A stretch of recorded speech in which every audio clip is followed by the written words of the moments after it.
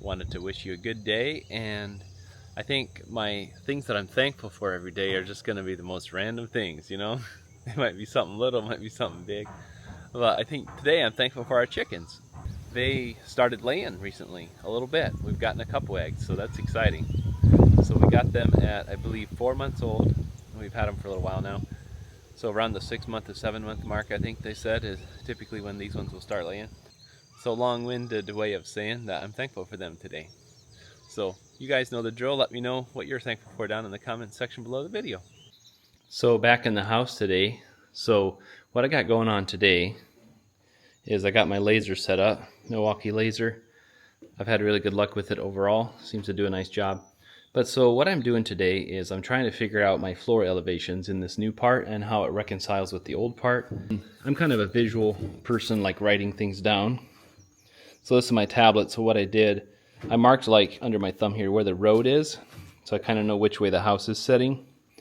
And then I went through and wrote down like all the different stuff. I have one high corner here which is 57.5 from my laser line, and the worst opposite corner is 59 from my laser line. So I got an 1.5 inch variance going on. All that to say is my common denominator is 58.25 that I found.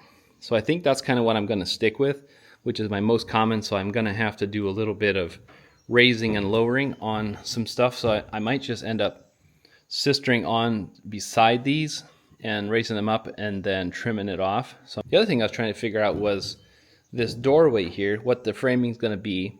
And then actually, so we're talking about the layout that we're going to do. This concrete block is going to get knocked out probably in this section. If that's the case, I want all the floors to hopefully flow without having any kind of difficulty with elevation difference. So if we kept the doorway right here how it used to be, I think it stepped a little bit right here. We could potentially do a little step here if it was like an inch difference or something, but I'm hoping that's not the case. The only thing is with these old doorways here, which this doorway is going to get eliminated, I have to raise this up. This is kind of a unique situation with having brick under there. But we got this big brick thing sticking out here on the patio. We're probably going to have this opening redone anyway. We're working with a mason on that. So I'm probably going to end up having to raise this up because right now, this is my framing height right now over there. And then I got 3/4 inch subfloor in there yet. And then I got potentially a 1/2 inch of flooring. I don't know that we're going to go that tall. But you can see I got at least 1.5 inches I got to come up here. So not quite sure what all that's going to look like yet. And then in this door opening over here, trying to reconcile that difference as well. So I still got my laser set up here, but just to kind of show you. So I did it here. And I was trying to visualize with a board here, just laying here, an old board. But I think I'm going to have to raise this one a little bit as well. It's not going to be as dramatic, but it's going to be a little bit. So all the joys of an old house, trying to figure all this stuff out. So then the other thing, I'm going to run to a lumber yard and kind of see what their materials like, because they are the best price around, it seems like. Had to come to the lumberyard. This is mostly the treated stuff that they got here on the outside, but I got a nice tour, kind of learned what they had and stuff, so that's pretty cool. I decided while I was here to get myself a fresh set of Diablo blades, 6.5. I have some for my 7.25 saw, but not my 6.5. But I'm going to try the Demo Demon as well. That's supposed to be really good for remodels and stuff if you hit a few nails or things like that, so excited to try those out. I should add that I've used Diablo blades for years and I love them. They're my all-time favorite. Alright, well hey, a little update on these tick tubes that we made the other day. So I didn't really get to show the process because it was dark, but what we did is that Parmethian, let's see if I pronounced that correctly. What we did is we took the cotton balls and we soaked them in a bucket. I think the mixture that we got was 13%. Maybe I showed it the other day, I can't remember. But we diluted it halfway with water, and then we put cotton balls and put them in a 5-gallon bucket. And then we cut these pipes here, 4 inches long. So this is an 1.5 inch pipe. We didn't want to go too small so they can get in there, but next time we might go a little bit smaller, I think, if we did it again.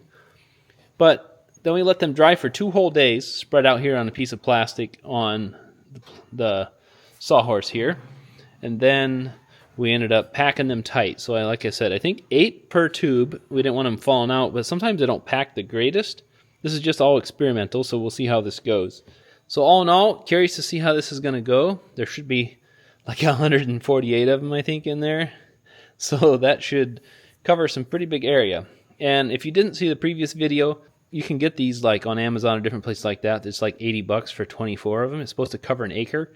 But the idea is if you set these out every so many feet, I think it's like, it varies. Some people recommend 50 feet. I think some people recommend 20 to 30 feet apart. But if you do them along a certain area on your property, which I don't know how it's going to go yet, but the mice will take this stuff and make nests out of it, and then they spread it to the ticks that are on them and kills the ticks, supposedly. So hopefully that'll work out. We'll see how that goes. So I didn't want to get too much at a time, but I did go and get a little bit of lumber tonight from a local lumber yard that has the best price, the one that I showed you earlier. Since I'm waiting on trusses right now, I'm waiting on the electric ditch, this is something that I can work on now that this crawl space is all accessible. So what I started to do, I got some new 2x6. I think 2x6 is sufficient because basically these are acting as shims. I could have shimmed out the top, but I thought this is going to be faster and straighter, do a nicer job in the long run. So I have the strength already of the 2x10 that's there, and they seem really good and solid. So I'm just going 2x6, and I am gluing them with PL glue. But this here is my favorite, PL Premium. I've used that stuff a lot on a lot of stuff. And so I put some of that on, and then I use screws, and I'm using the new Metabo triple hammer. I got a nailer to work for the nails that I have, the coil nails for the roof gun, and that came with it for free. So I'm trying out the new Metabo triple hammer, and so far I gotta say, I'm impressed. That thing has a lot of power. So all that to say is I still have some 3-inch screws. I'm putting some in just to get it to height. I'm using my laser, which I have off right now, but set up over there for elevation purposes, and then I can get this all dialed in. So what I'm doing is putting everything to grade with that laser.